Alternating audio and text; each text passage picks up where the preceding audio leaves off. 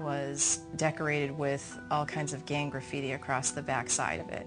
Collier County Sheriff's Office came and investigated, and they interviewed people in the neighborhood and collected evidence, and they found that Jesus and two of his buddies were the culprits. The Sheriff's Office felt very convinced that they had enough evidence to prosecute the kids.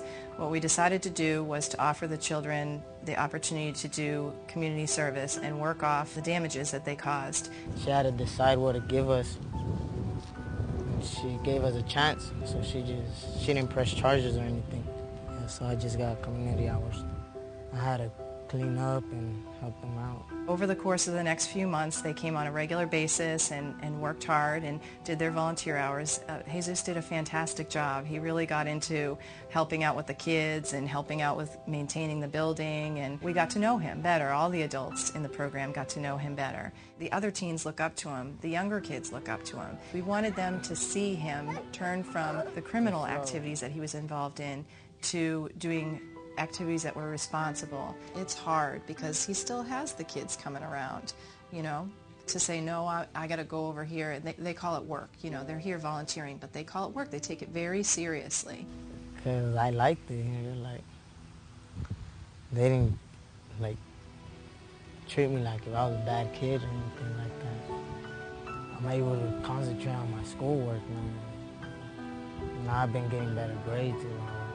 Honestly, I hate to say this about him because he's going to see this, so it's hard for me to say these things, but, you know, I'm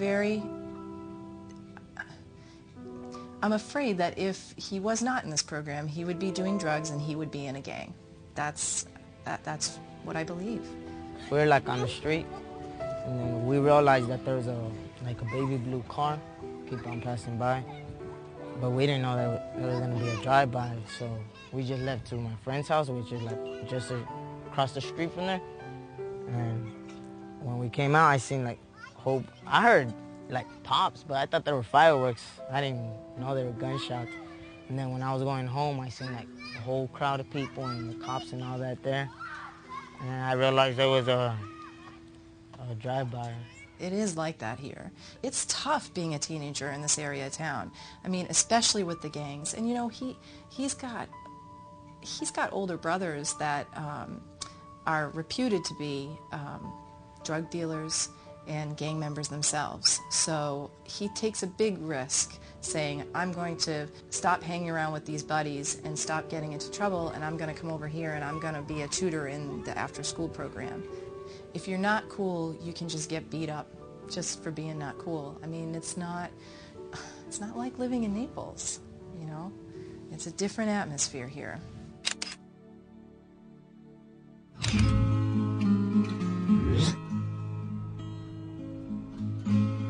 Samantha came to Pace when we opened in 1998. I was 11 years old. I got into a fight with another girl on a Saturday school. She was arrested. She was taken to juvenile court where she was put on probation. Samantha was identified as high risk for committing further crimes. So we took Samantha and we had her for about 3 years. Pace is different from regular schools just with the attention you get.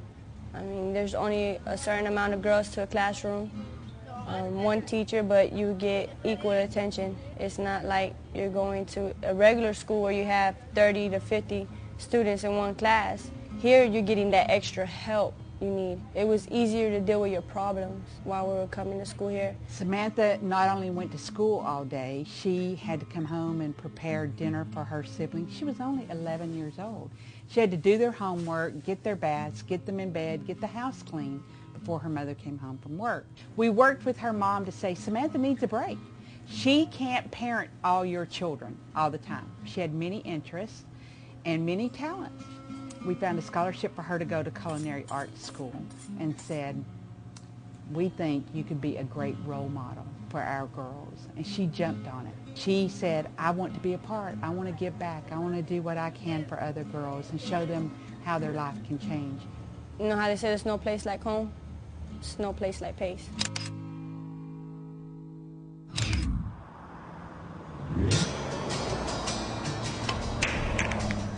Boys and Girls Club has helped me in many ways become a hero. Watkins is exceptional because he demonstrates all of those traits that we try and inspire and enable all of our youth here at the club. I've been coming to this club since I was in 5th grade. Back then I was an Eagle, and now I'm the high school boy. Before the club, I was the kind of kid that always got in trouble. I come in, I wouldn't say anything. If you came up to me and wanted to speak to me, I'd just probably look at you and say hi, and then walk away. It was always just to myself. And now at the club, I'm around 650 kids a day, and it's great. I mean, I come in, whether I'm sleepy, tired or not, they'll just run up and kind of knock me down with a hug. Watkins inspires not only his brother and sister, but members of the club through his daily walk in the club itself. The people in my class just love him, and when he comes in, they say, Watkins! They kind of love Watkins because he helps people when they're in trouble or not feeling good or sad, or they sad. That's when he comes to rescue somebody. Now let's start over, right?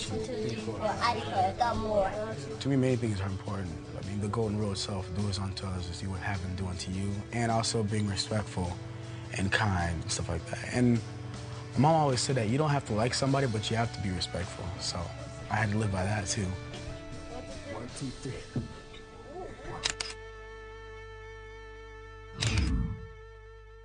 Heroes come in different shapes and sizes with unique qualities and strengths that allow them to overcome the most difficult challenges. It is the premature baby who fights all odds. It is the physically challenged child who learns to walk and teaches others the value of giving. It is a network of agencies that create a health safety net which will provide services to thousands of needy children.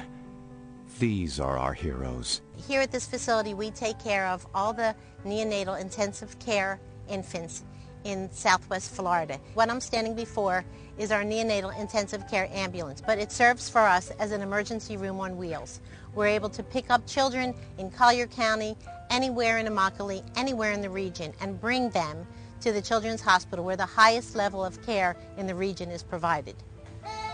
This is Ella.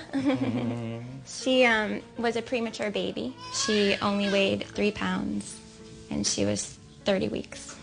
In most cases, premature birth comes without warning and with no apparent medical cause. So that was our case. I had her at North Collier. Oh, it was heartbreaking to see her hooked up to all the monitors and machines. And you just want to pick her up and hug her and tell her she's okay. We were informed that she would be transported to Lee Memorial. We were called to go pick up their baby on transport down in Naples, and I happened to be the transport nurse on that day. It was very important for the Sterling family to have their baby in a location where the best of care could be offered as far as the latest in technology. Being residents of Collier County, our options were limited. North Collier has a level 2 unit, and she needed a level 3 unit, which only Lee Memorial could provide. If an ambulance isn't available to transport a baby from, say, North Collier to come up here, the baby would have to go to either Miami or to Tampa or to St. Pete, which then you're separating the mom from the baby. We try on the transport team to make it as comfortable a transition for them by explaining everything that we're doing and keeping them up on everything. You know, when I was pregnant, we had envisioned the moments after she was born to hold her in our arms and start the bonding process, but the expected newborn routine is much more challenging.